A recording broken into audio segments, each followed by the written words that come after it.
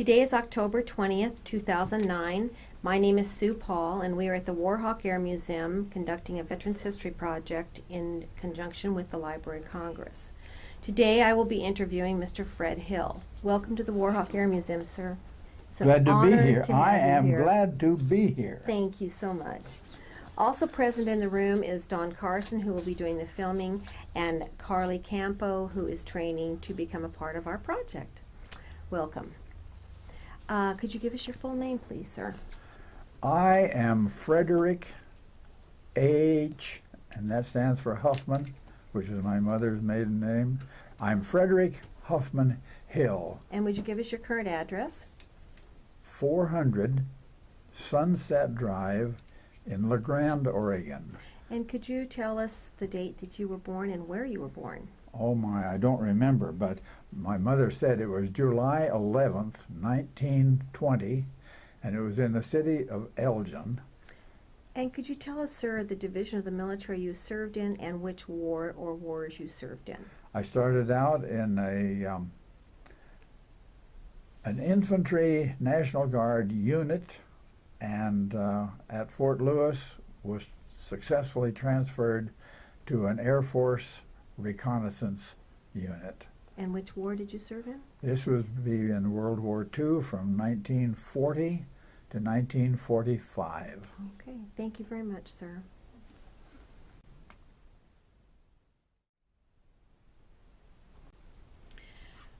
So, Fred, you were born in Elgin, Oregon, 1920. Did you grow up in Elgin, Oregon? I did. I lived in Elgin all my growing up life until I was mobilized into federal service in 1940.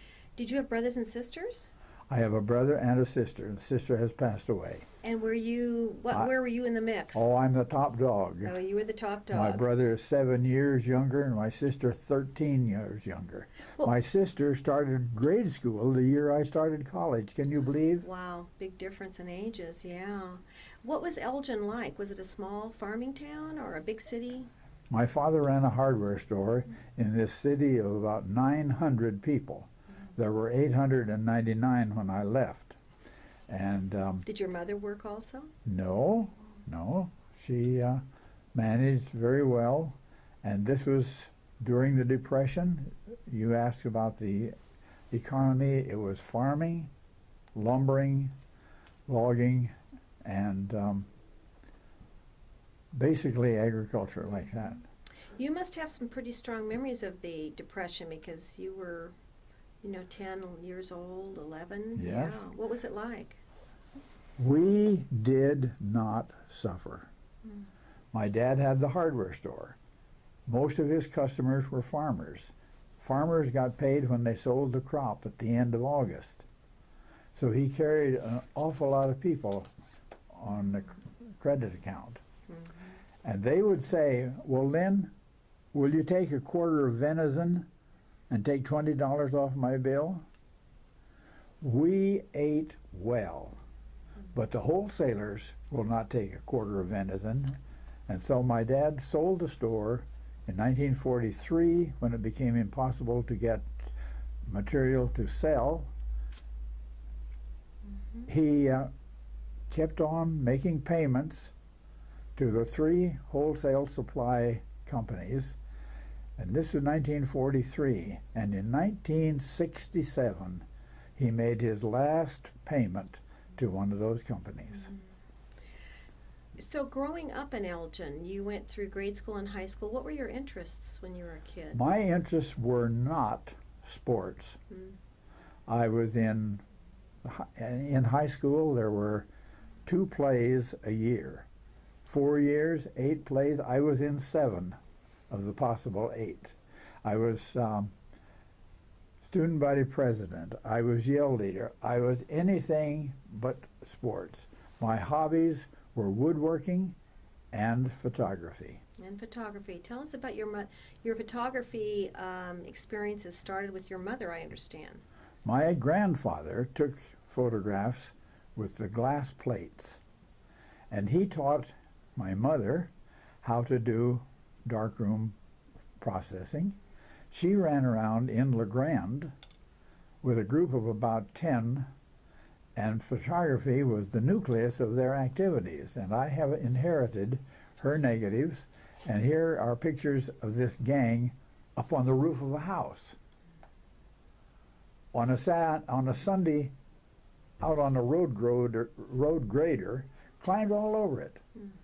The men climbed up a windmill tower and the girls all around the bottom. Mm. And so she got me interested at about age 11, and then took me to a neighboring town where I could watch a boy in his little cellar darkroom do some of the first contact prints, and I saw the image come up in the tray of developer, and I was hooked. Absolutely, it's magical. And so you graduated from high school then with this love of photography and obviously acting, theater, about 1938 maybe? Exactly. And what were your, at that time there was no real, I mean the war in Europe had started, but there wasn't really a lot going on in our country. So what did you think about doing with your life when you got out of high school? Well, I was going to be a research chemist for any of the big research companies, Better Things for Better Living through Chemistry and so forth. Mm. And in Elgin High School, there were 17 of us in the graduating class, a very small school. They didn't even teach chemistry in Elgin High School.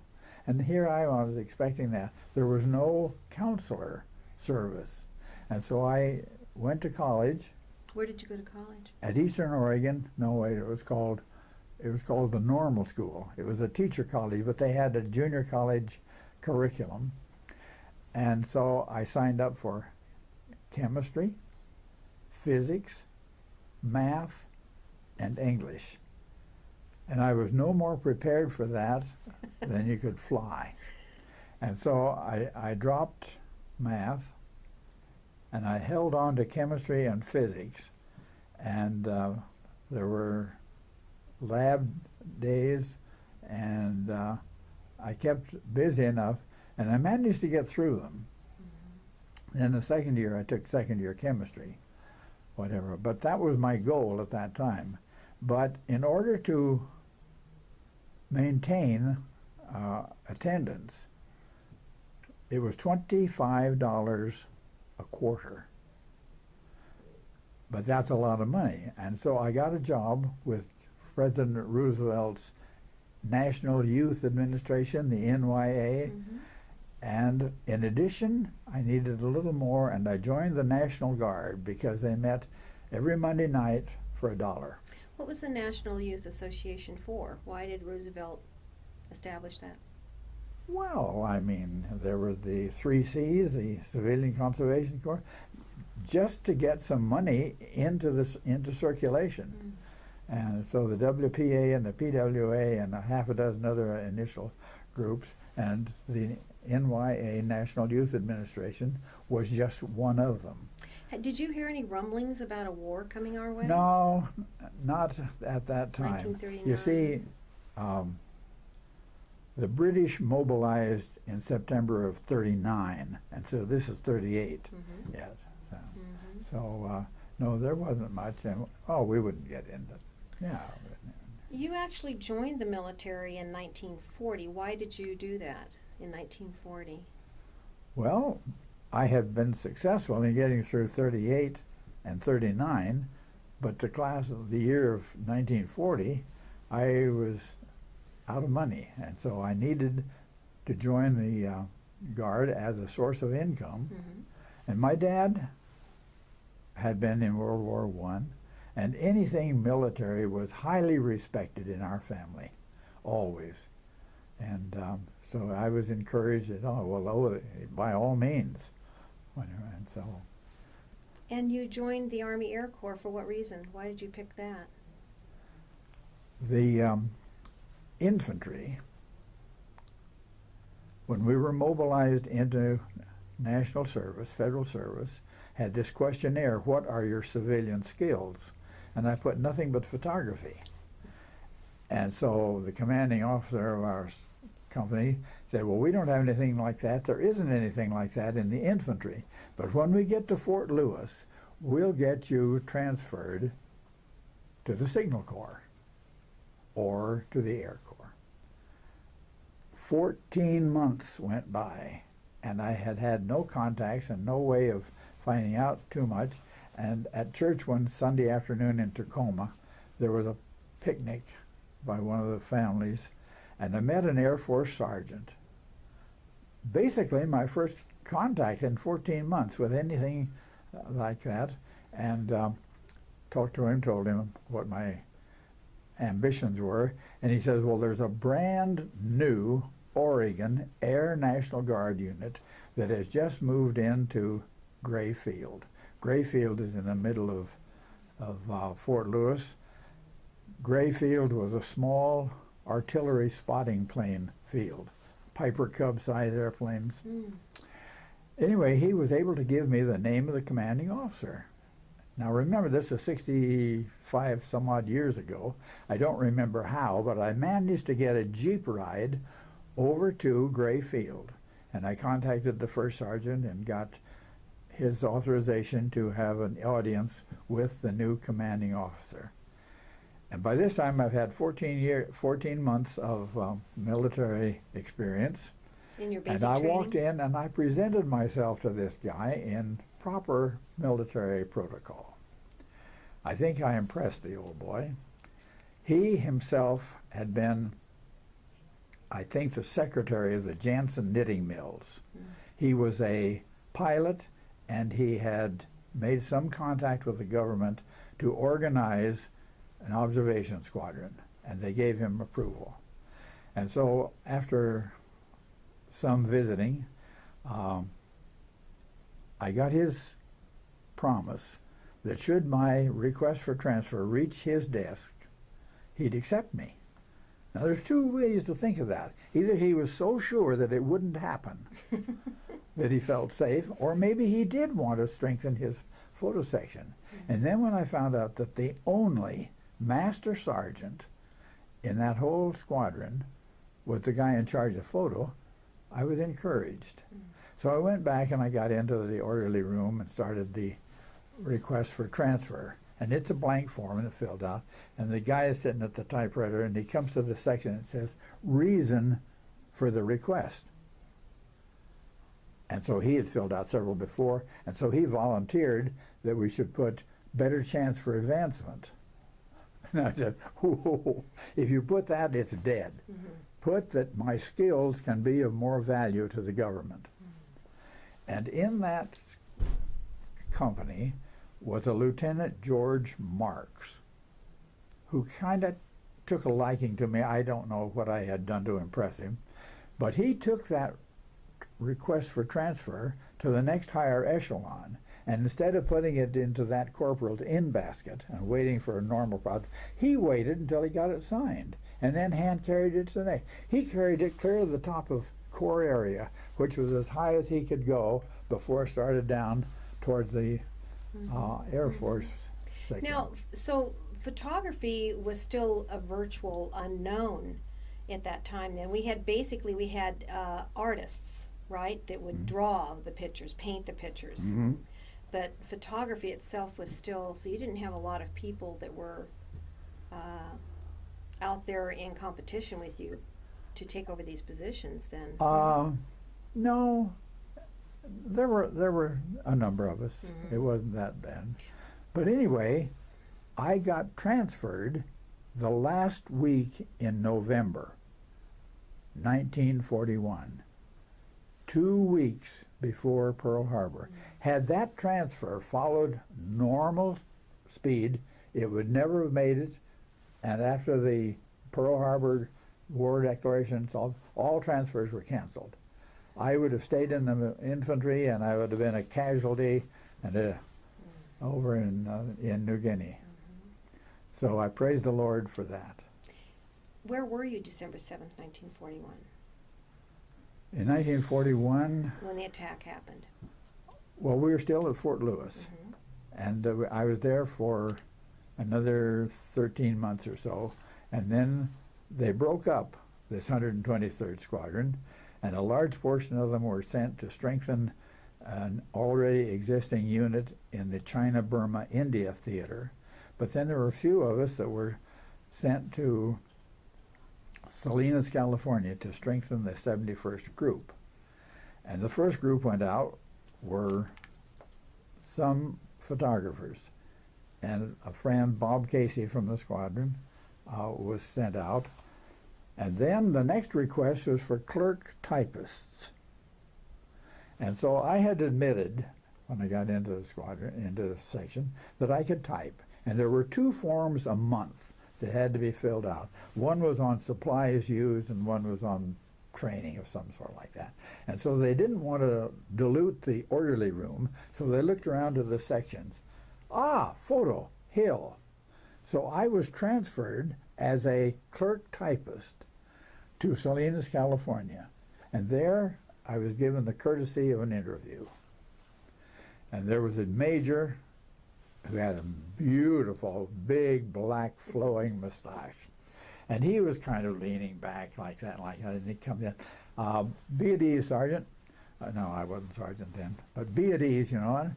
And he said, have you been to clerk typist school? And I said, no, sir. I'm a 945 photo lab technician. And it took about that long to soak in, and that mustache flew out like this, and he says, you're a what? And I explained how it had all come to pass, and he said, well, we certainly need photo men. Do you have a preference as to what squadron you'd like to be assigned to? And I said, well, in the last time that they took me on our squadron, Bob Casey was sent to the 17th, and I said, if it's all right, I would like that. He picked up his phone on the desk, and I was in the 17th that quickly. Did you know where you'd be stationed in the 17th? Had no idea. No idea. In the world. No idea. We went from Salinas to Laurel, Mississippi, to Esler Field, Louisiana, and then on over to Camp Patrick Henry. And all the way along in these places, there at roll call, there would be something, a name, and nobody answered. And then somebody said, he's at photo school. He's at radio repair school. He's at this or that, whatever. And at Camp Patrick Henry, every name answered. So the entire group was together. Mm. And we got onto a ship at Newport News, Virginia.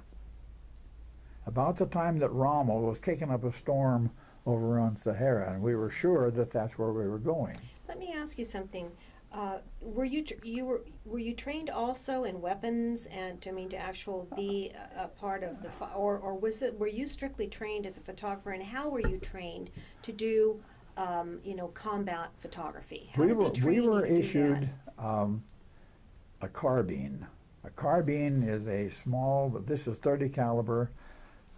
It wouldn't even make a good deer rifle, but and I qualified on the firing range with it as expert and so forth, and that's all we had. And I had it overseas for 2 years, never fired a shot, had to clean it once in a while, had to wipe the mildew off the wooden stock from time to time, but that was about the extent of it, because photography in the reconnaissance aspect was a very, very important product. And we were kept back, well protected. We never got involved. There were several times when planes would fly over and our own anti-aircraft would be shooting at them, and once in a while the shrapnel from the exploding anti-aircraft shells would come down. And it's a sliver about that long and about as big as your finger and rough, and they'd stick in the canvas of the tent. So that's why we got into foxholes, whatever. How did they train you to do the reconnaissance photography? There were guys in our squadron who had been to a photo school. I had not. Apparently I was skilled enough that they took me right in and they put me in charge. I was lab chief. Now the lab subsection within the section, the photo section, but the photo lab, which is the chemical part of it, there were only 12 of us. There were about 22 or 3 in the whole section. And so I was skilled enough that they put me in charge of that right now. Did they, so were you kind of on your own once you got overseas and into the battle areas to pick and choose what you felt needed to be photographed? They Oh, left no, that no, up no. to your We had nothing discretion, to or- do with that. The Okay. planes and the flight crews Mhm. brought back exposed film. And we merely processed the film, dried it, annotated each negative, went to the print rooms, and they were making the prints. Prints went from there into the finishing room where they were washed and dried, sorted, and then delivered to the next higher echelon. And we usually got to bed about 2:30, 3 o'clock in the morning. Who was taking the pictures? There would be photo gunners who were part of the flight crew. Our squadron within that group was equipped with B-25s, a crew of 6, 2 of which were photo gunners.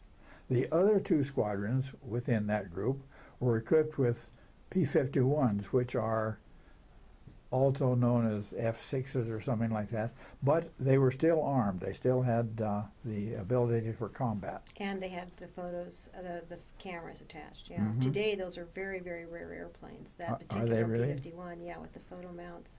So tell us, let's go, so you left by ship and went overseas. So is Uh-huh. this a good time to turn to the map and you can show us where you were taken? And Oh man, become I'd be stationed? delighted. Oh, great, okay. Could you show us on the map, Fred, where you actually started from the United States, where you began the trip on board ship, and how many men were on the ship with you? Oh, about 4,000. It was a new ship. It had made a dry run to England and back. And we loaded onto it at Newport News, Virginia. Do you know the name of the ship? Do you remember it? The name of the ship was the General John Pope. It was a troop carrier from its very keel laying. And Okay. we didn't realize it until later, but that was his first run, dry run. And then we left from there, and about the second day out, the sun sets over the bow. Now, you're not going to Africa if the sun sets over the bow. And we decided that the chances of the world's changing its direction of rotation was pretty slim. And while we were still contemplating all these tremendous things, over the PA system it said that we will be refueling all night. And tomorrow we go through the Panama Canal and all restrictions are lifted. You can go anywhere you like on the ship. And so I skipped breakfast and got up on the front of the ship on a 5-inch gun turret and sat with my feet hanging over the edge. And my shoes had fallen off. They'd have fallen straight into the water. And so I couldn't have had a better view. And yet my camera is in the B barracks bag deep in the hold. Anyway, we went through the canal, and then as soon as we get down here, you cross the equator. And so the crew of the ship go through this tremendous initiation for, yes, fortunately we just had to watch. But then we went almost straight south till we got down to the latitude of New Zealand and came zooming across here. Pretty level, and somewhere along in here, the engine stopped. There was no noise, whatever, what in the world? And we get up on deck, and they had spotted a floating 55-gallon drum. It could have been a mine that had torn loose, whatever. But anyway, those merchant marines run the ship. But the Marines, there was a group of Marines on it, and those guys were the gunners. And they took that 5-inch gun and one shot. Now, a 5-inch gun, you know, that's a projectile like that, like so. And if you're standing right behind it, you can see it. And it just disappears from that big round down to nothing. But they hit that drum. One shot, first shot, from a boat that is, the engines aren't running, but, and then we took off. And we get over here, a day out of, and we hit a storm. and we're taking water green over the bow. So that's time to stay below. And then we came into Brisbane, into Australia, and it's up the river. It's one of the main ports, of course, but we didn't unload, but about 3,000 of the other guys did. And then we went from there inside the Great Barrier Reef and across over to the tip end of New Guinea, which is Milne Bay. Now, is that where you all debarked? that's where, well, yes and no. That's interesting, too. They didn't have room for us at that particular moment in time, and they wanted to get this ship empty and getting it back so they can bring the next. So they unloaded us onto a Dutch inter-island steamer. And we're sleeping on the deck, any kind of, and we spent 2 nights there. And then we get on up here into Milne Bay. Milne Bay, we didn't have too much for us either. We had to build a spot in the mud. But at night, you could hear drums. Boom, boom, boom, boom, boom, boom, boom. And so one of the officers was terrified. He knew that those were enemy signals by the natives telling the Japanese that another group had arrived.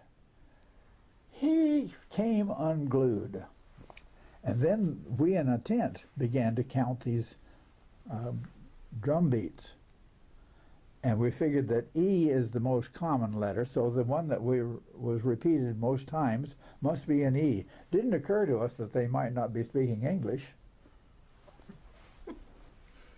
Okay, so then we move up here to Dobadura, set up there. Then we move to Finchhaven. We set up there. Then from Finchhaven, we're going to Wewak. And we're on a Liberty ship, the old, plain old tub Liberty ships. And we've got a crew, all of us, and probably rations for 4 days, and it's probably going to be a 3-day trip running along there with a slow old clunker like that. But halfway along the way, there was a setback at Wewak, and they pulled us into Humboldt Bay. Humboldt Bay is about halfway, and we anchored, and they sent a ship, a little boat, ashore to a little contingent there. What do you have in the line of excess food that we can get for this ship? Because we were there, we were about extending our supply of food. Well, we've got captured Japanese rice and sardines. Sardines, the regular old sardine cans like you buy in the grocery store. And for 2 days, it took that long to get food from someplace back, flowing up to this little air base and then out to us. But our cooks, we would have rice for breakfast, we'd have sardines and rice for lunch, and we'd have rice and sardines for supper. But they did, our cooks were amazing. They made it palatable. And did you stay in that region? And is that the area that you were in then? We stayed at anchor for 28 days. Of course, there are pictures in the book that show food being brought aboard. But it was interesting because we're on anchor, and as the tides change, you would rotate kind of around that anchor.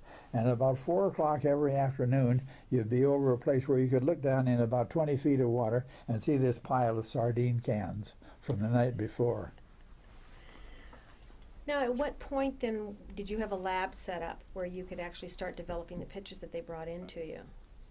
Well, they'll bring stuff to us before we get set up, always. And sometimes we could improvise and get it. Did you work on board the ship also then? You had darkrooms? Okay, so you had to get onto land. No, we had to get onto land. Okay. Yeah. And so. And where was that? Where did you actually end up then on land? Were you developing? Then we bypassed Wewak and went clear on to Biak. Biak is a little island in the Bird's Head Gilvink Gulf right in there. And then we were there for a while, and then from there we went to Mindoro went to Leyte in the Philippines. Now Leyte is where General MacArthur waded ashore, you know. And we were there on October 28th of 43. And he had come ashore October 20th. So we were 8 days behind him. And things were still hot around there. There were night raids and so forth. And then we went 2 more places up into to Luzon, and then finally ended up at Iyashima, which is in the Ryukyus. Okay. Let's move back to him. How long were you in this area? What was your total tour of duty? The length of time you were there? I was exactly 2 years overseas. And were you in that area then most of that 2 years?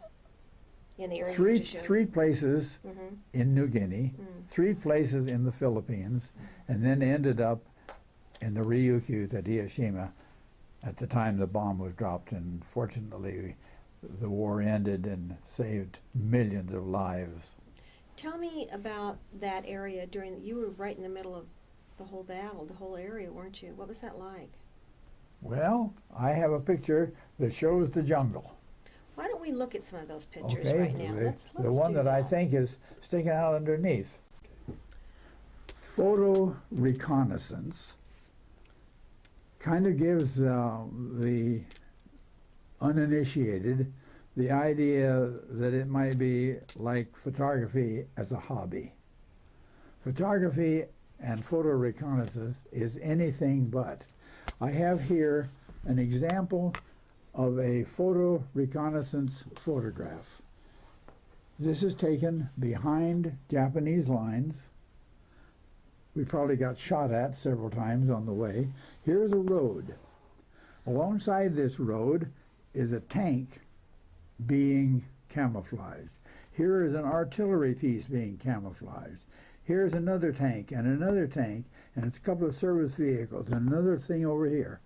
Getting this picture back to the infantry kept them from walking into this ambush the next day. And this is just one example of photo reconnaissance.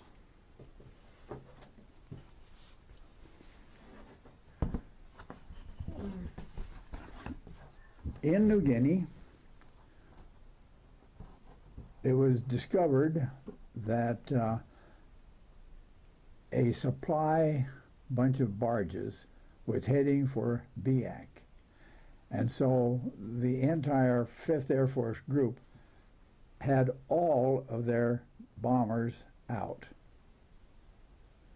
There was no combat unit left to send out against this incoming group. And then they remembered that the 17th Photo Reconnaissance was equipped with B-25s. And so immediately they got us loaded up with bombs and we were sent out. There were several barges, this particular destroyer, and here's one plane, another plane, another one coming in down here. And you were on this mission? No, I never got off the ground. I was back in the darkroom always. But we stopped. We destroyed a lot of things along here. We stopped this thing, and this guy turned and went back. We kept that supplies group from arriving in order to do something. We lost 3 planes. We lost our commanding officer, but we got a commendation from MacArthur. He said the job was magnificently done. We got a presidential unit citation from it. So we did a little combat as well. This is a set of planes that are typical of the kind that, with which we were equipped. And there will be a crew of 6, 2 of which are photo gunners.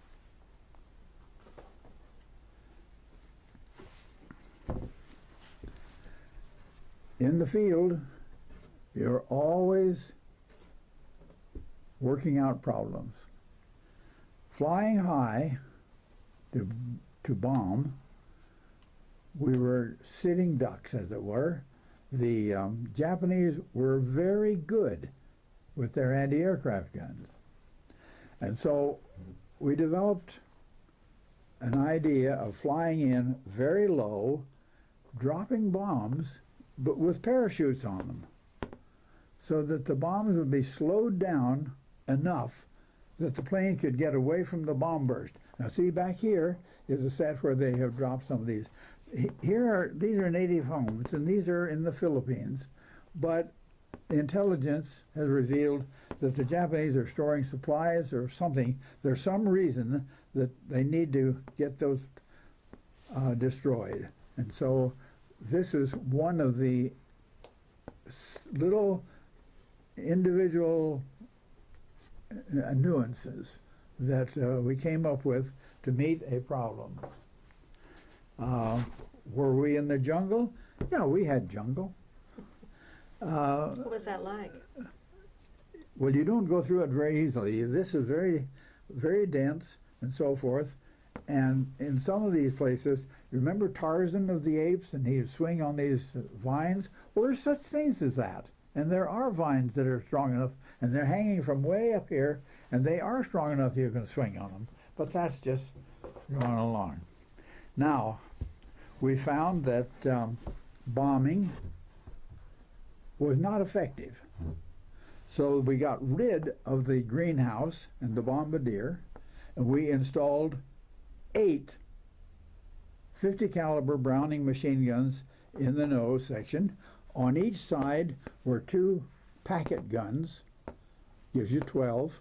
We turned the top turret around and lock it in the forward position, and you had 14 guns firing forward. A very, very effective strafing machine.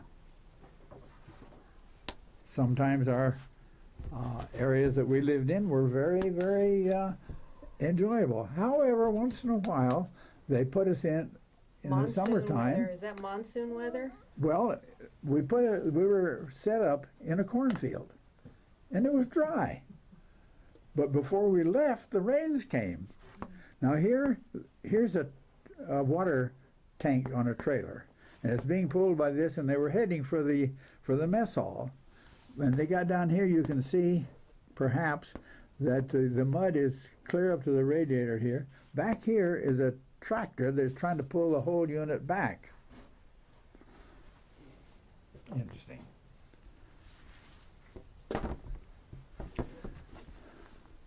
This man was the head man of a native village.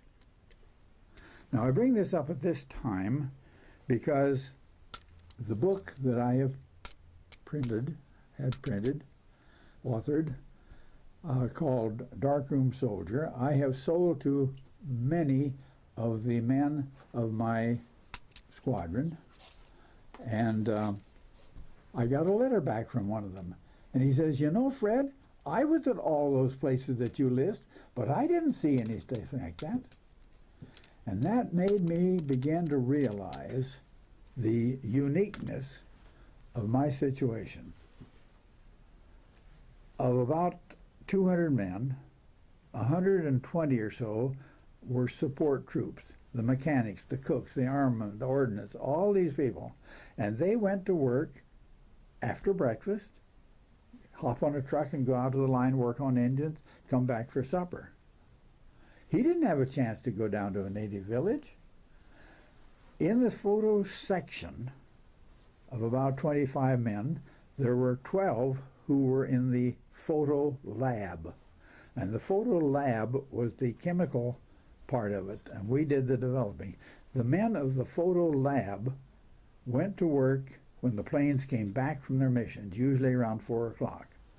And we would develop the film, get the prints made, and get them delivered to the next higher echelon, perhaps by 2:30, 3 o'clock in the morning.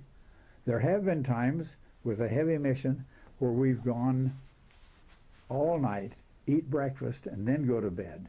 But normally If you get to bed by 2, 3, you could be up by 10. The time is your own until 4 o'clock when you're due back. So from 10 to 4 gave us opportunities to visit the locale. So here, this is in New Guinea. And when you go into a native village, you're probably met by the head man. Maybe you can speak some Tagalog or some means of communication. You are invited then to see the village and so forth with his approval. In the Philippines, you could get to see the farmers, the people as they lived it. Or go looking for the beauty. There's lots of it.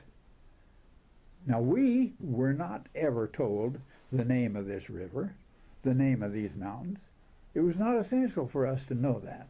But George Venn, who co-authored the book, did the research, and he has found out, and in my book, in the captions, is the name of that river, is the name of this mountain range, and so forth. But these are some of the stuff that we could do. Or we could go down to the line, the mechanics, and take pictures of them as they're working on planes. And we're not losing any time. We're on our own time. Ah, yes. Latrines. It's a V10. Who is that in the picture? That's me. I thought so. I thought so. Now, this is some of the engineers groups had a sawmill, a portable sawmill, and they cut lumber. This is mahogany. In the States, this would be in a piano. It's too hard to cut. Back here is a keyhole saw. Yeah, we had one. But we found it more efficient to make square holes. You take a rasp and round off the corners a little.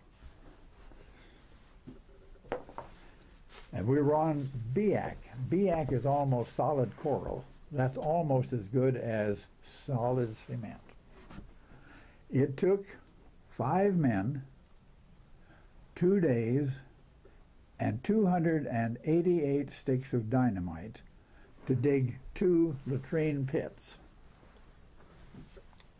And as we got the pit dug and the box put over it, we found that this is the officers' latrine. But we couldn't help but introduce it, inaugurate it. And so I've got all the names of all these guys, and these were the fellows that helped to dig it. And this is you. Why don't you hold? Oh yeah, you've got your camera there. As long as we're talking about pictures and being free, working a swing shift, which was very unusual, when I realized what a narrow group that the Lord put me into as a photographer who appreciated the opportunity, I just stand amazed. The cameras that we use in the airplanes used a roll of film 10 inches wide, 200 feet long. That magazine was brought into the lab. We would cut off in total darkness the exposed section, get it processed, rethread the magazine, and it's ready to go up again. And when that magazine got down to 10 exposures or less, that tag end was discarded and a new roll put in. Now that tag end is still good film, and it may be 8 or 9 feet long, 10 inches wide. This just tears the heart out of you. If you're in a place like this, never be opportunity to be there again. Mm-hmm. And so 5 of us sent back to the States and obtained what were then obsolete but still available postcard size cameras. We devised a slitter that would slit that 10-inch wide strip down to 3.5 inches wide so it would fit in these spools, wind the spools solid full of film. Problem. We don't have any paper with numbers. So we have to block out the red window. We take a dummy roll and calibrate it. How many quarter turns for each exposure? And then we had a piece of plastic we taped onto the back, ruled off in India ink, and you carry a grease pencil and you check off where you are. You could get 20 exposures, 5 1/4 by 3 1/2, and the only problem was you had to load it in total darkness, and you had to unload it in total darkness. But for the photo lab, that's not a problem. We have the darkroom, the total darkness. And so the same mechanical processing equipment that will do a 10-inch wide roll would do a 3 1/4 inch wide roll. It goes into a tank of developer, 2 parallel reels, and it winds to one and it winds to the other, back and forth through the developer. And on the days when weather closed in or for any reason flights were canceled, we could go back down to the lab and work on our own stuff. We only had one problem. The photo officer said, "I don't want a single one of you guys sending any pictures home." Now we found that sometimes, somewhere between Rochester and New Guinea, in the many times that freight was handled, maybe a box of paper would get dropped on a corner, and it would crack it open, and it would fog that section. But the rest of this was good. So that became ours. The photo officer was all for it. He knew that we were not using anything that belonged to the government, of value to the government. So that was ours. So he said, "I don't want a single one of you guys sending any pictures home till I'm on censor duty." Now, officers caught censor duty like the enlisted men caught KP. Not something they looked forward to, whatever. And he says, "I'll know about 2 days ahead." And then he says, "When I'm on censor duty, send everything you've got accumulated." Now, in exchange for that, he had his choice of any image that came out of any of those 5 cameras. So he must have had a tremendous photo collection. He's long since passed away. I don't know what it became of it, but that was it. Before we bring you back to the United States from this incredible experience that you had there, was there any one memory of the actual war in that part? Because you were right in the mix of things that is stronger than any. Do you have any one as far as fighting with the Japanese, against the Japanese in that area? Perhaps the most memorable, other than the fact that the 12 of us worked swing shift out of all that gang, was the fact that we were transferred and set up at Iyashima. That's in the Ryukyus, and after the war was over, the atom bomb had dropped, and the Japanese were, under MacArthur's suggestion, MacArthur, wanted a delegation, a preliminary delegation, to go to Manila to work out the details for the Missouri surrender signings. And he wanted them to take 2 airplanes of theirs, paint them white, with big green crosses. And they were to fly to where? Iyashima. Our group and I were stationed at Iyashima when these came in. And they came into Iyashima, and the runways were lined with guys just looking, spectators. It was just marvelous. And they came in and they taxied up here, and I was up towards the end. And as they turned around, there was a Japanese man that opened the top hatch, stood up, and motioned for us to get back because the dust that they would stir up would blow in our way. And he wanted us to be warned that that was happening. And the engines on those Mitsubishi bombers could idle down to the fact that you could watch a propeller going around. Normally, even at idling, a propeller is going faster than you can see it. But I don't know. They had them. Anyway, then they sent, the Americans, sent a C-54. Now that's a big 4-engine transport to Iwo to take them to Manila. It's a long 9 or 10 hour flight, and their bombers wouldn't run that far. And so we hadn't been at Iwo very long, and there were no facilities whatsoever for landing or loading passengers onto the C-54. So an unplanned indignity that was heaped upon these Japanese delegates was the fact that they had to climb an extension ladder with their briefcases to get onto this plane. So they were gone perhaps 4 days. Meanwhile, the planes that they brought, the white with the green crosses, were parked there, and we could take pictures and go around, and I have quite a collection of pictures of that incident. And just to remember what it was and to have been there is probably the highlight of the thing. Had you heard that about, what did you think about the atom bomb when you found out it had been dropped and what it was? We had no idea what it was. We hadn't any idea. There's something special, but anyway, it was effective enough. And then we heard the Enola Gay as a name of a plane.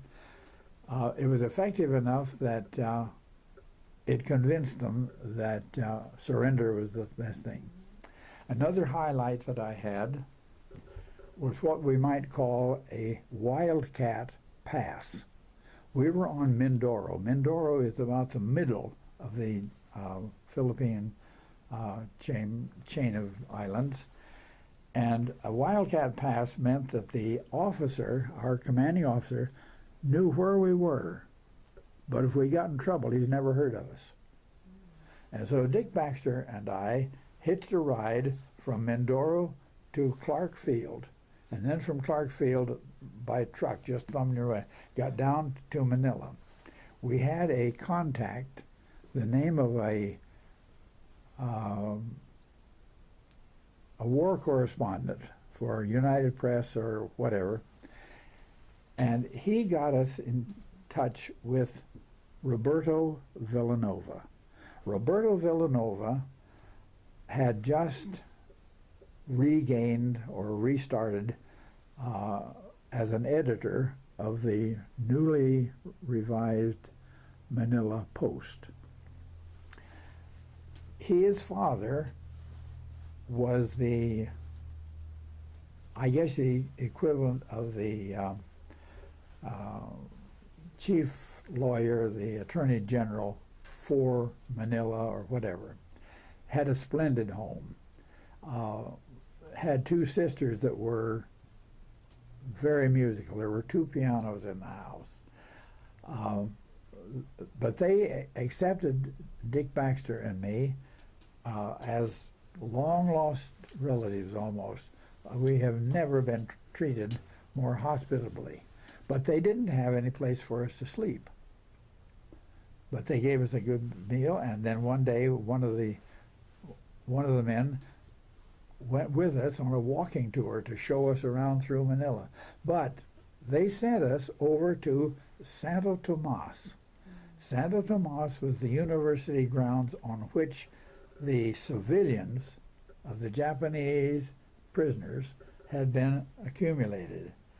And the first contingent had been repatriated back to the States. So there were empty cots, empty bunks. So we got in there and found a couple of empty cots, and that was where we were able to spend about 3 nights. And then we went back to Mindoro. So just being in that camp then was a strong memory? Oh, yes. Yeah. And then we're going to need to bring you home now, just in terms of our time for this film. When were you assigned to come back then to the United States? I came back from Iwo, and points were accumulated by age, length of time in the service, length of time overseas.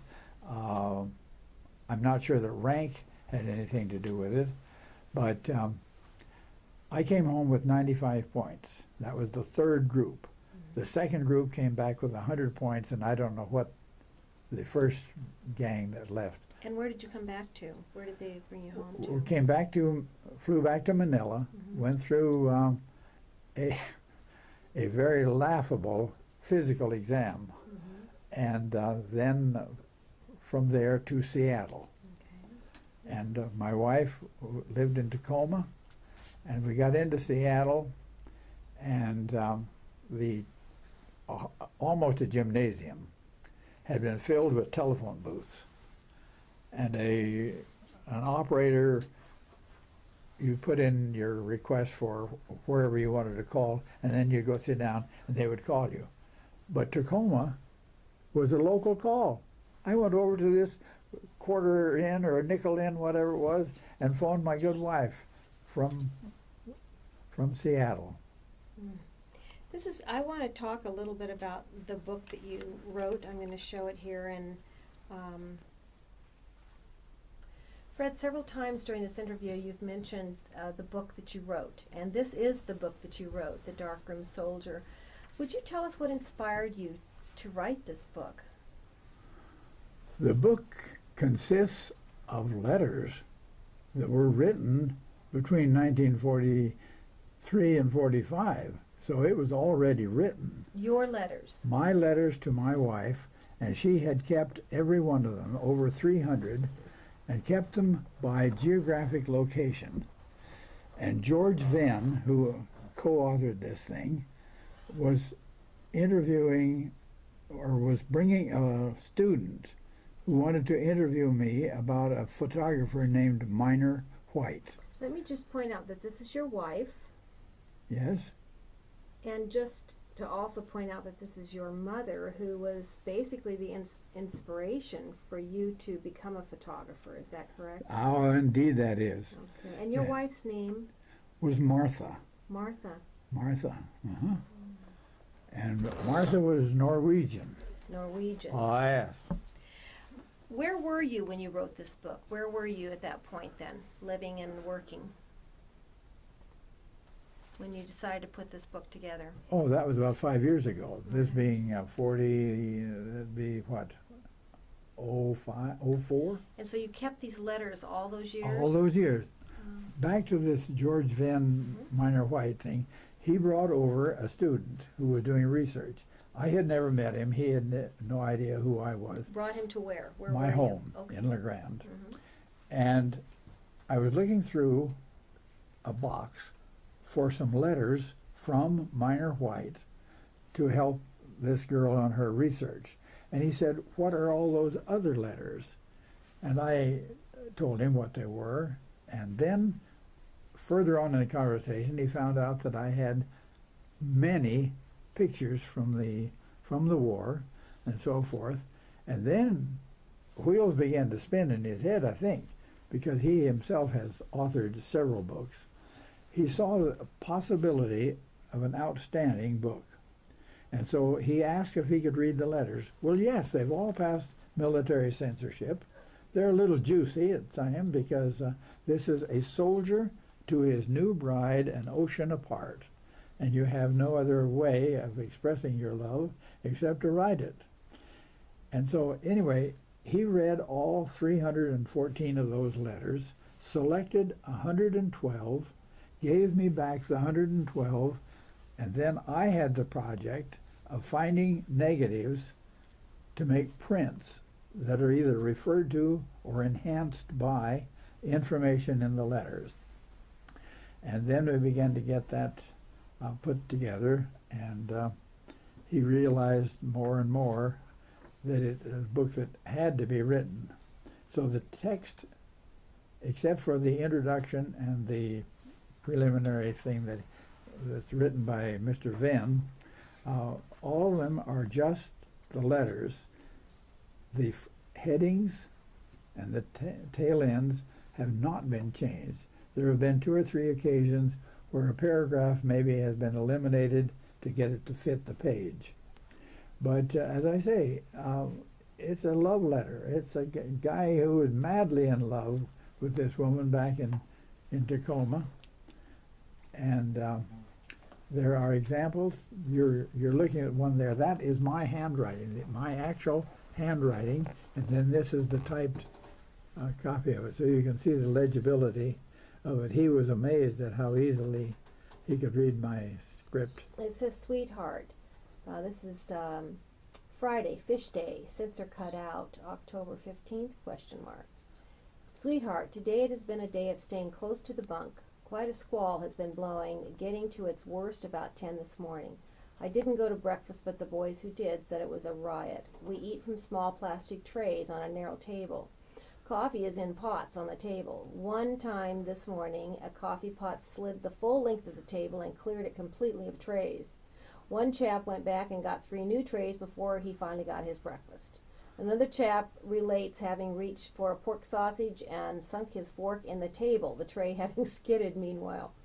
Casey got to breakfast but promptly lost it, so we are even on that score. Love, Fred."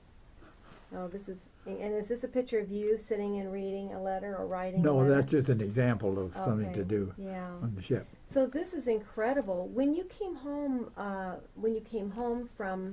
from the military, and you obviously were already married, did you have children? No, Mm-hmm. no, Okay. And you and your wife Martha settled then in the Tacoma area? no.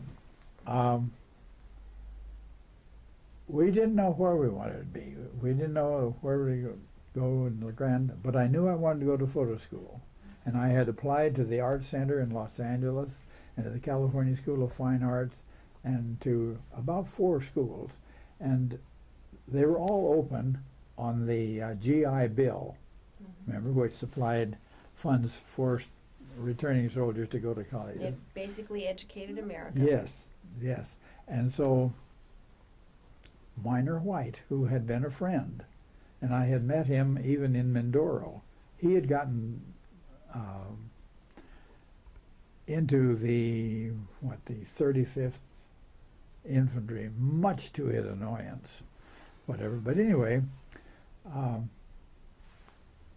he was now on the faculty at the California School of Fine Arts, where Ansel Adams was the teacher.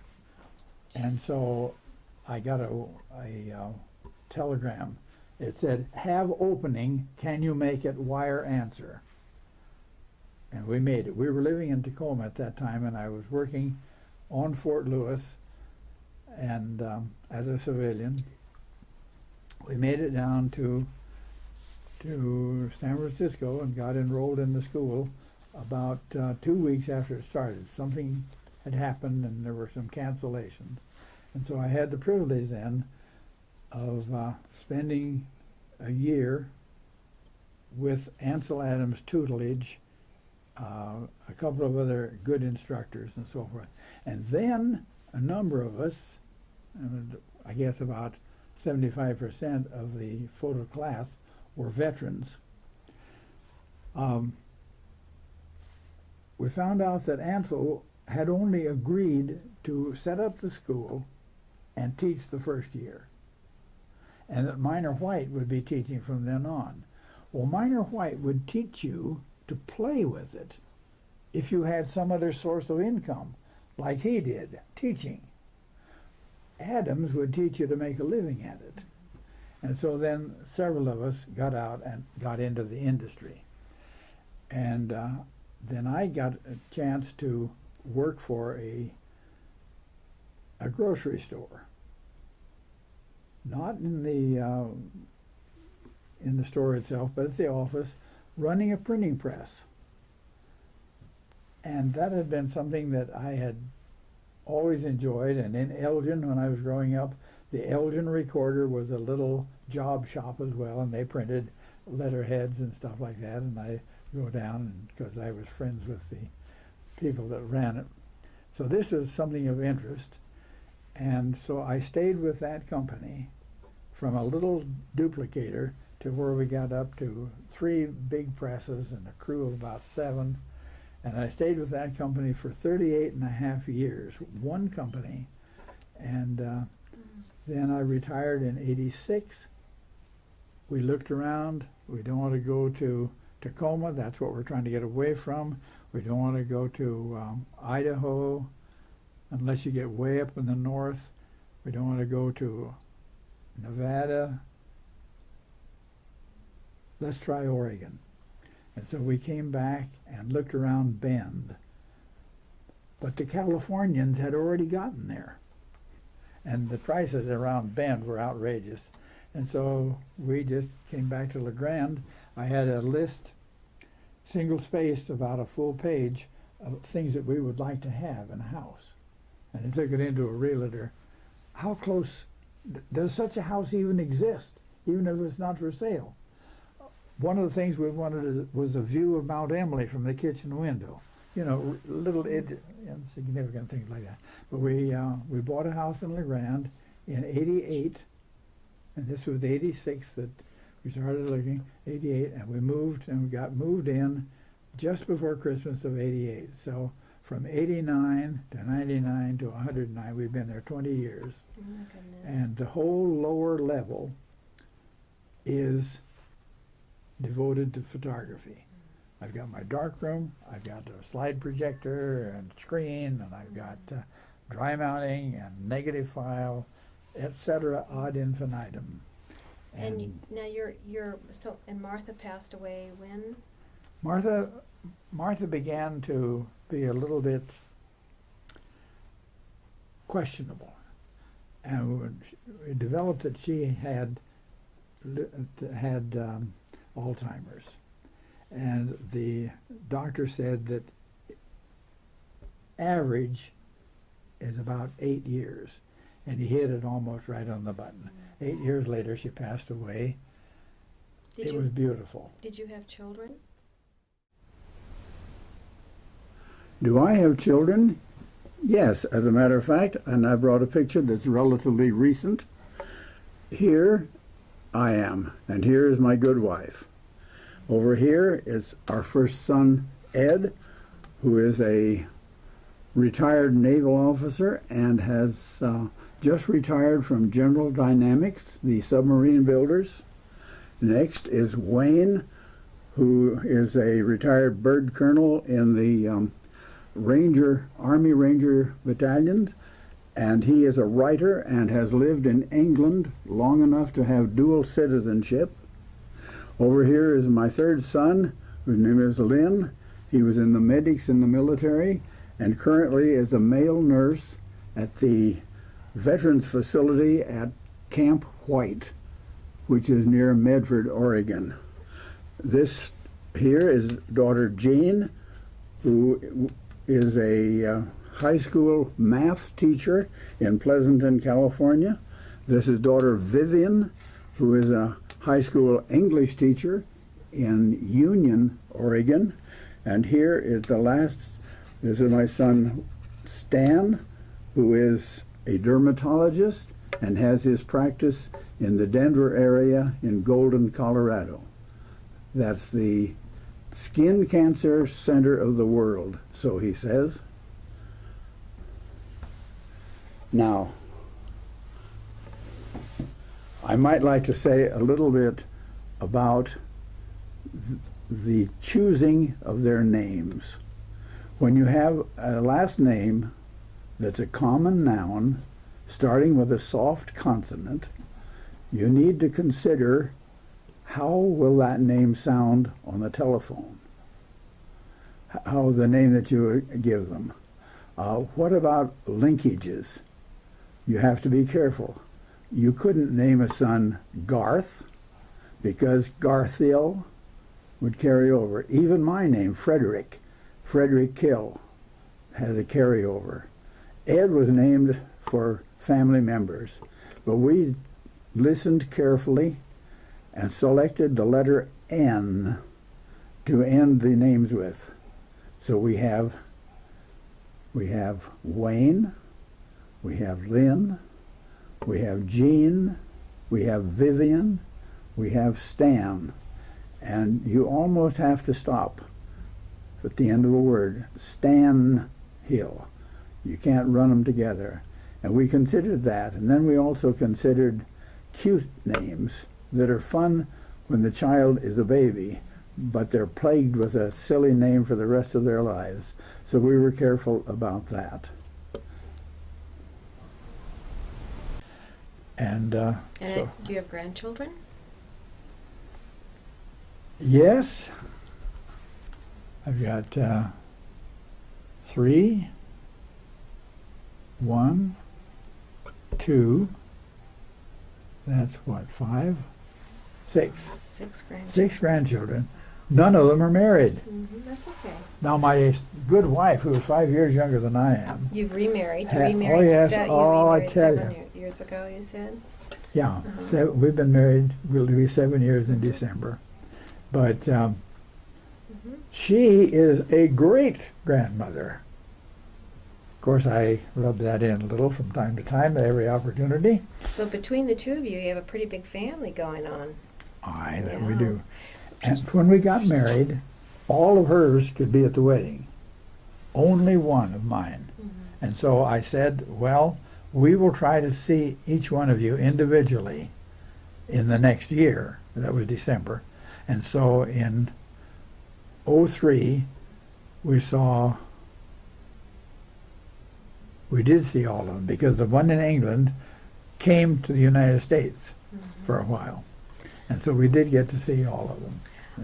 I'd like to ask you a question. I mean, you had such an incredible life. To sit and listen to this, we could do this for hours. It's a shame we have to cut this as short as we do. But my gosh, you started off in a little tiny town with 900 people that now has 898, I think you said, or 889 people still.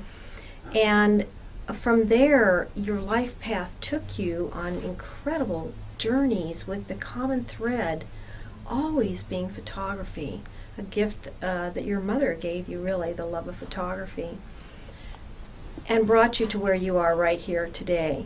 If you could leave a thought for your family about how your experience during World War II, those years that you spent in the Philippines and in that war zone, and the photography work that you did, if you could leave a thought for those members of your family about how that experience helped form you to become the man you are today, what did you learn from that helped you along your life path to where you are today? Faith in a living God and mental attitude.